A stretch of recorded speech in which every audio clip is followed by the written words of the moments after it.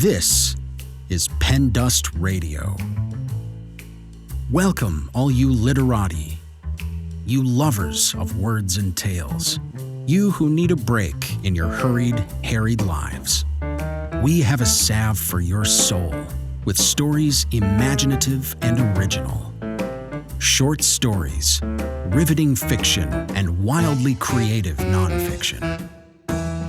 Pen Dust Radio. Definitely not the same old story. Please visit us at pendustradio.com. This podcast is a production of Rivercliff Books and Media. We publish literary fiction and creative nonfiction. Learn more at rivercliffbooks.com.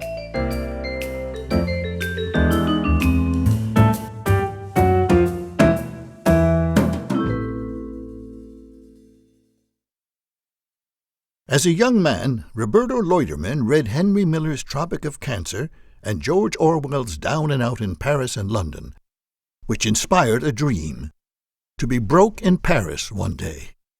In his 70s, as a tourist in Paris, a sudden event gives him the chance to live out his youthful dream. Temporarily, anyway. This is a story about how we are all pretenders, to one degree or another. Roberto Loiederman has been a journalist, merchant seaman, TV scriptwriter, Dynasty, Knots Landing, Days of Our Lives, etc., kibbutz cook, deli owner, documentary film producer and writer, and some other professions he'd rather not remember. He is co-author of The Eagle Mutiny and has written for the LA Times, The Washington Post, and many other publications.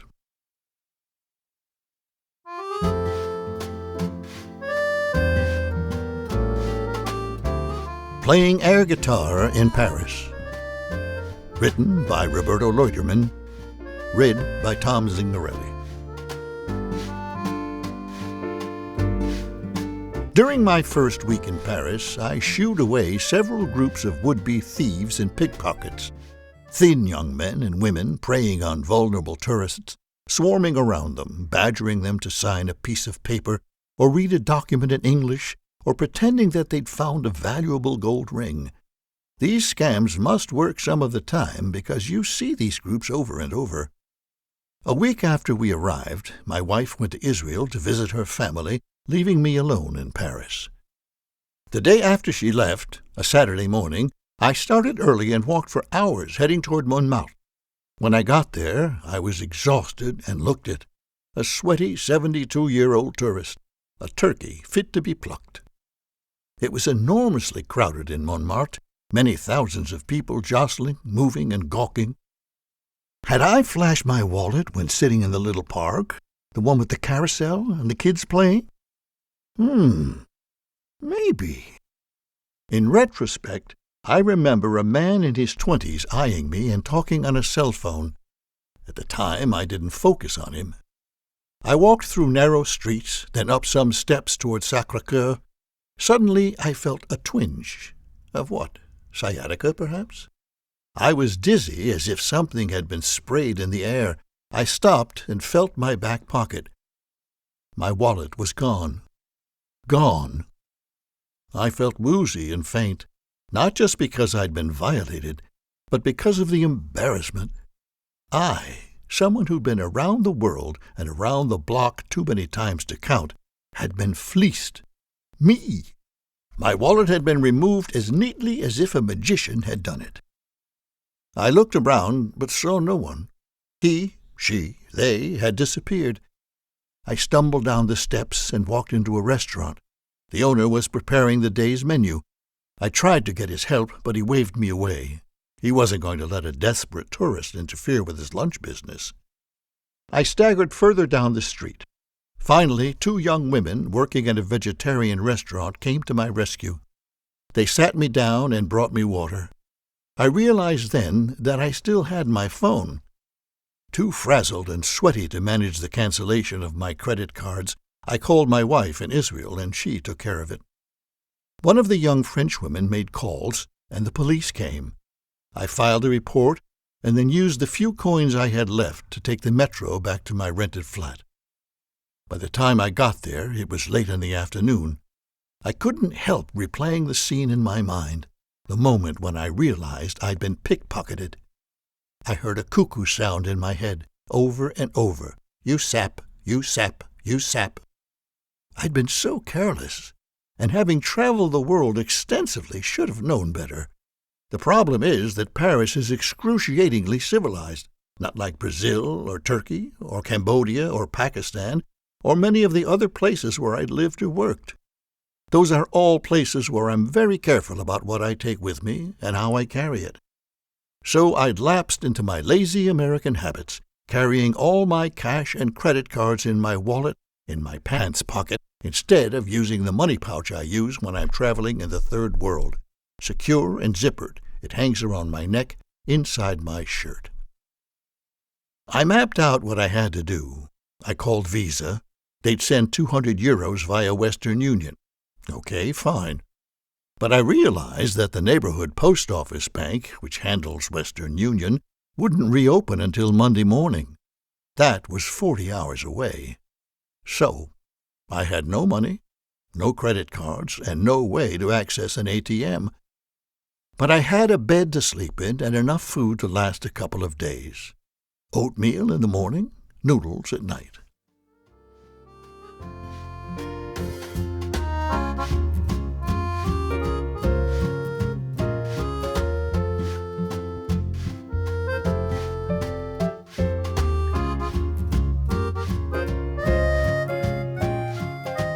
While I waited for Western Union to open, I explored the neighborhood, the Botanical Gardens, the Luxembourg Gardens, Rue Mouffetard, the market stalls and cafes, people buying and selling. I just walked, looking at it all, observing, and not a penny in my pocket, not a cent. That's when it suddenly hit me. I was in Paris, and I was broke. Broke! In Paris! Ever since I dived into a smuggled copy of Henry Miller's Tropic of Cancer in 1956, and ever since I'd read George Orwell's Down and Out in Paris and London, this exact situation had been my dream. To be broke in Paris. I'd finally achieved it.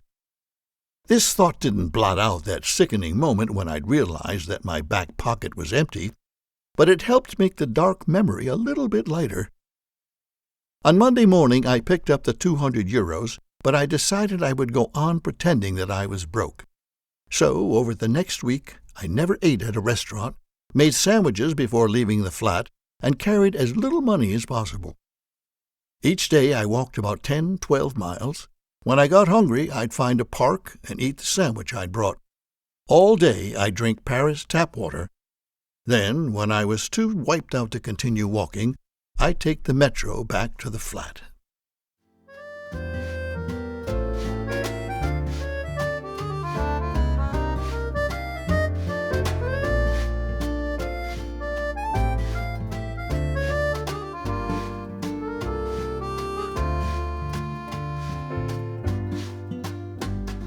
Feeling strong again, I went back to Montmartre. I put a packet of tissues in my rear pants pocket, hoping that someone would try to steal it. I had fantasies of grabbing the pickpocket's arm and tearing it off. Well, that never happened, of course, but it made me feel better, and the memory of my desperate moment faded a bit more. When my wife returned, we went back to a normal tourist schedule. Opera, museums, meals at charming cafes and bistros. We even went back to Montmartre, where we visited Sacré-Cœur and had dinner in the neighborhood. My fling at being broke in Paris was over. But, of course, it had never really existed. I was never really broke in Paris. I'd only pretended that I was. It was a jarring reminder of all those other times in my life when I'd pretended to be something I wasn't. Perhaps because I'd been pickpocketed, which was so counter to my image of myself, I couldn't help reliving my life. I'd been so many things: a merchant seaman, kibbutz farmer, world traveler, ashram resident, screenwriter, deli owner, journalist, and the list goes on. But even when those phases lasted for years, I was just skimming the surface, always pretending. And now, too, pretending that I was broke in Paris. You sap, you sap, you sap. The next day, I got an email from AAA. The subject line was, "Your wallet found in Paris." What? An employee of AAA had received an email from a young California man who'd found my wallet in Montmartre and wanted to get it back to me. AAA didn't give him my contact information, but they gave me his. "He's in Paris," they wrote. I contacted him. He was living at the end of a metro line. He asked for one thing, a baguette, since he lived in a suburb where he couldn't get a good one. It turned out that he was living on a 45-foot sailboat divided up into 3 small apartments. I asked him what he was doing in Paris. "I stage air guitar extravaganzas," he said. "You mean people who pretend they're playing guitar?" "Yeah, we have competitions. We've done them all over. It's spreading like crazy." He gave me my wallet, minus the cash, of course, and I invited him to dinner. He joined my wife and me on our last night in Paris. Since we had no reservations, we were seated near the restaurant door, which was good, because inside, in the main room, someone was singing sultry songs, off-key in English. If we'd been any closer, it would have been hard to carry on a conversation. After a couple of glasses of wine, I told the young man that by returning my wallet, he'd renewed my faith in mankind. Embarrassed at having to bear the burden of my faith, or lack of it, in mankind, he got up to go to the men's room. When he returned, he said, "Do you know who's been singing? A drag queen."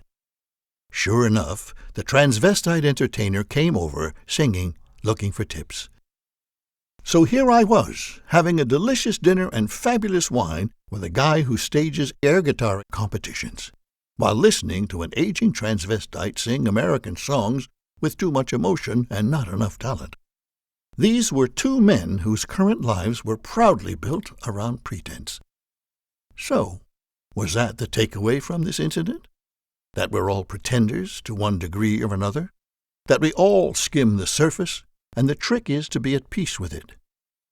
With each glass of wine, that seemed to make more and more sense. This story is copyright 2012 by Roberto Loiederman. This recording is copyright 2021 by Rivercliff Books and Media. All rights reserved. Thanks for listening to this episode of Pen Dust Radio. For more information or to submit your writing to the podcast, please visit pendustradio.com. This podcast is a production of Rivercliff Books and Media. Learn more at rivercliffbooks.com. The story featured in this episode is a work of fiction. Names, characters, places, and incidents are the product of the author's imagination or are used fictitiously. Any resemblance to actual events, locales, or persons, living or dead, is entirely coincidental.